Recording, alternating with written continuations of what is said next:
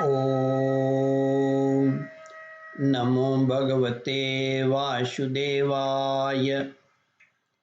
श्रद्धालु भक्तों, श्रीमद् भागवत महापुराण के दशम स्कंद के पूर्वार्ध के 11वां अध्याय के अंतर्गत गोकुल से वृंदावन जाना तथा वत्सासुर और वकासुर का उद्धार का प्रस्तुतिकरण करूंगा।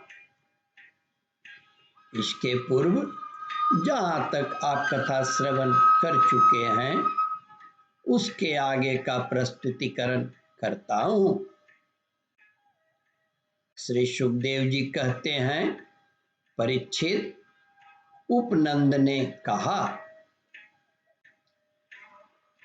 भाइयों, अब यहाँ ऐसे बड़े बड़े उत्पात होने लगे हैं जो बच्चों के लिए तो बहुत ही अनिष्टकारी है। इसलिए यदि हम लोग गोकुल और गोकुलवासियों का भला चाहते हैं तो हमें यहाँ से अपना डेरा डंडा उखाड़कर कुछ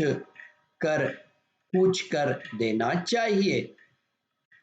देखो, यह सामने बैठा हुआ नंदराय का लाडला सबसे पहले तो बच्चों के लिए काल स्वरूपनी हत्यारी पूतना के चंगुल से किसी प्रकार छूटा। इसके बाद भगवान की दूसरी कृपा यह हुई कि इसके ऊपर उतना बड़ा छकड़ा गिरते गिरते बचा। बवंडर रूप धारी दैत्य ने तो इसके आकाश में ले जाकर बड़ी भारी विपत्ति मृत्यु के मुख में ही डाल दिया था। परंतु वहां से जब यह चट्टान पर गिरा तब भी हमारे कुल के देवेश्वरों ने ही इस बालक की रक्षा की। यमलार्जुन वृक्षों के गिरने के समय उनके बीच में आकर भी यह और कोई बालक न मरा।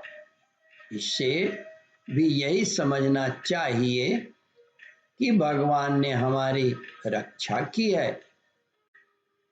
इसलिए जब तक कोई बहुत बड़ा अनिष्टकारी अरिष्ट हमें और हमारे ब्रज को नष्ट न कर दे तब तक ही हम लोग अपने बच्चों को लेकर अनुचरों के साथ यहाँ से अन्यत्र चले जाएं।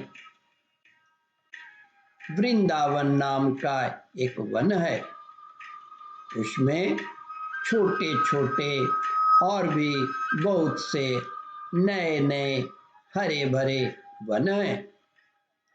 वहाँ बड़ा ही पवित्र पर्वत, घास और हरी भरी लता वनस्पतियां हैं।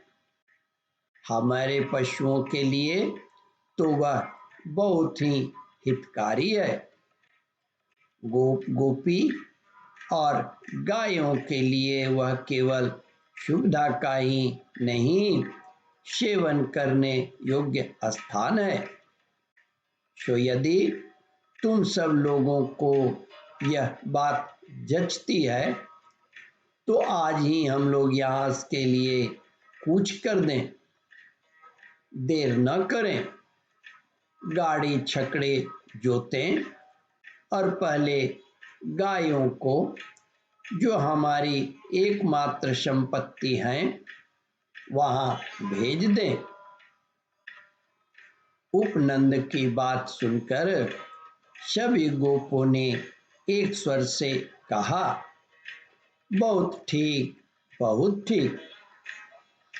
इस विषय में किसी का भी मतभेद न था।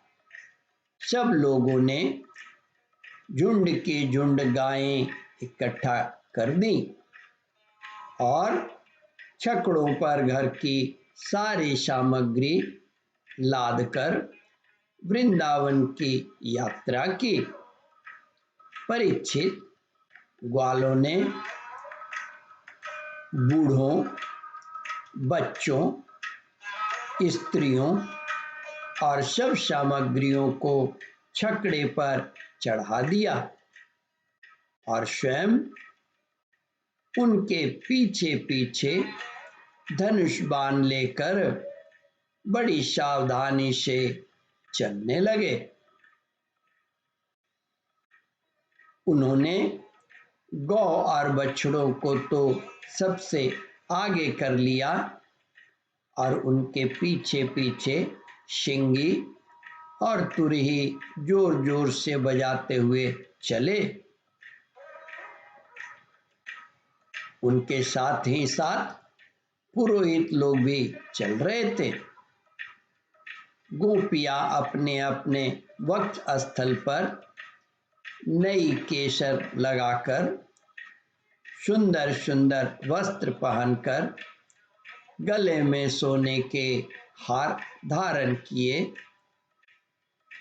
गले में सोने के हार धारण किए हुए रथों पर सवार थी और बड़े आनंद से भगवान श्री कृष्ण की लीलाओं के गीत गाती जाती थी। ओम परमात्मने नमः। श्रद्धालु भक्तों, इस कथा को ध्यान पूर्वक श्रवण, मनन और इसका चिंतन करें। इस कथामृत का रसास्वादन अपने बंधु बांधवों को भी करावे।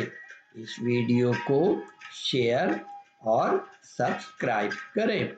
ओम परमात्मने नमः।